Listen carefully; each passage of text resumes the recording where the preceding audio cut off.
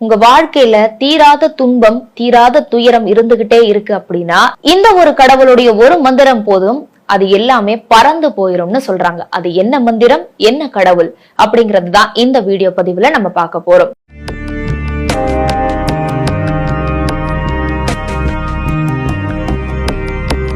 ரகசிய உண்மைகள் சேனல் பார்த்துட்டு இருக்கும் நேயர்கள் அனைவருக்கும் வணக்கம். திக்கற்று நிக்கிறவங்களுக்கு தெய்வமே துணைன்னு சொல்லுவாங்க.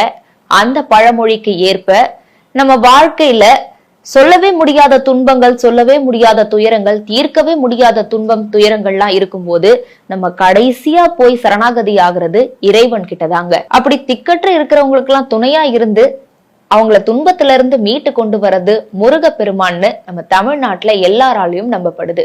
முருகப்பெருமானை பத்தி சொல்லணும்னா இந்த ஒரு பதிவு பத்தாது. ஆனா அவரை எப்படி வழிபட்டு நம்ம துன்பத்தை நம்ம தீர்த்துக்கலாம் அப்படிங்கறதுதான் இந்த பதிவுல நம்ம பார்க்க போறோம். நாடி வரவங்களை நாடால வைக்கக்கூடிய சக்தி வாய்ந்தவர் முருகர்னு சொல்லுவாங்க. பொதுவா முருகர் வழிபாடு செவ்வாய்க்கிழமைகள்ல நம்ம செய்யணும். செவ்வாய்க்கிழமைகள்ல முருகரை வழிபடும் போது கந்த சஷ்டி கவசத்தை நீங்க முழுசா படிச்சீங்க அப்படின்னா உங்க வாழ்க்கையில பிரச்சனைகள் இல்லாம போறது மட்டுமில்ல, நிறைய நிறைய சந்தோஷமும் நற்பலன்களும் கிடைக்கும்னு சொல்லுவாங்க. படிக்க முடியல அப்படின்னா கந்த சஷ்டி கவசத்தை முழுசா கேட்டு நீங்க செவ்வாய்க்கிழமையில முருகருக்கு பூஜை செய்யணும்னு சொல்றாங்க. ஆனா இதுக்கெல்லாம் எங்க நேரம் இருக்கு, நேரமே இல்லாம வாழ்க்கையில ஓடிக்கிட்டு இருக்கோமேன்னு யோசிப்பீங்க. உங்களுக்கு இதெல்லாம் செய்யறதுக்கு நேரம் இருக்காது, கரெக்ட் தான். ஆனா உங்க பிரச்சனைக்கு கண்டிப்பா உங்ககிட்டயே இருக்கிறதுக்கு நிறைய நேரம் இருக்குது. சோ பிரச்சனை கிட்ட இருந்து நீங்க வரணும் அப்படின்னா இவ்வளவு டைம் ஸ்பெண்ட் பண்ண தேவையில்ல. இதை விட ஒரு எளிய முறையில நீங்க முருகப்பெருமான வேண்டி ஈஸியா உங்க தீரா துன்பம் தீரா துயரத்துல இருந்து மீண்டு வரலாம்.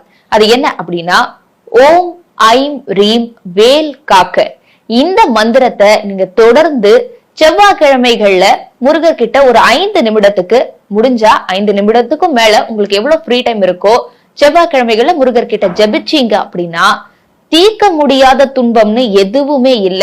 முருகரால நிச்சயமா உங்களுடைய தீர்க்க முடியாத துன்பம் துயரம் எல்லாத்துல இருந்தும் சீக்கிரமே அந்த வேல் உங்களை காத்துடும்னு நம்பப்படுது. இன்னொரு வாட்டி அந்த மந்திரத்தை சொல்ற, நல்லா கேட்டுக்கோங்க. ஓம் ஐம் ரீம் வேல் காக்க. இத செவ்வாய்க்கிழமைகள் தோறும் 5 நிமிடம் முழுசா சொன்னீங்க முருகரை மனசுல நினைச்சுக்கிட்டு அப்படின்னா சீக்கிரமே தீர முடியாத உங்களுடைய எல்லா துன்பம் துயரம் பறந்து போயிடும்னு நம்பப்படுது. இதே மாதிரி இன்னும் நிறைய சுவாரஸ்யமான ஆன்மீக தகவல்களுடைய பயனுள்ள ஆன்மீக தகவல்களோட நான் உங்களை அடுத்த வீடியோல வந்து சந்திக்கிறேன். Until then it's bye from Soundarya Shivraj. நன்றி, வணக்கம்.